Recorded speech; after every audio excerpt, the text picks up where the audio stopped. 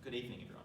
In 2008, the US government decided to rescue Citigroup from collapse, providing over $300 billion of support towards the bank's toxic asset portfolio, plus injecting an additional $45 billion of capital into the firm. With the crisis already bringing down the like of Bear Stearns and Lehman Brothers, President George Bush called this bailout necessary to safeguard our financial system. Operating in over 100 countries with a revenue of $71.5 billion in 2017, there is no doubt that Citigroup plays a big role in the global economy. But was this call to bail them out in 2008 the right one? Government support for proper banks violates a fundamental principle of economics, avoiding supporting failing businesses. In this regard, bailouts destroy market competition, where bankruptcy is a natural part of a business's potential life cycle. By bailing out Citi, risk was simply pushed to the taxpayer, allowing the banks to reap gains in the good times and push the consequences of their excessive risk-taking and poor management onto the public. Business becomes profits for me and losses for you, which erodes the incentives that make capitalism innovative and efficient. I mean, Citi's had a murky history of bailouts since the US Fed's establishment, with substantial rescues in the 20s, 30s and 90s.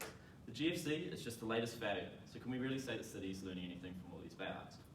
Through bailing them out, we might just find that Citi's at the heart of the next financial crisis as well.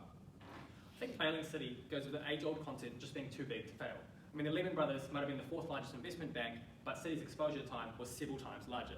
In addition, having seen the wide-reaching effects of the other institutions that failed, Citi's failure could have brought down the entire financial system. The toxic assets on their balance sheets just had to go. The Citi's size also meant that other similar-sized institutions just couldn't afford to take them over, which was the government's preferred option of what they would hope for with the Lehman Brothers. No one simply had enough equity or liquidity to acquire Citi, and as a result, the only option was to bail them out. Yeah, so what's happening to Citi now? They're even bigger. Now, so many banks merged in this time, creating an oligopolistic environment, controlling tremendous amounts of money. Extortionate amounts of taxpayers' money was committed to saving these greed-driven, failing banks. The initial bailout was around $700 billion.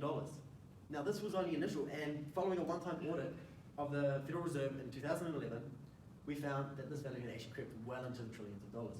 This money also had no strings attached, meaning the banks could do with it what they liked.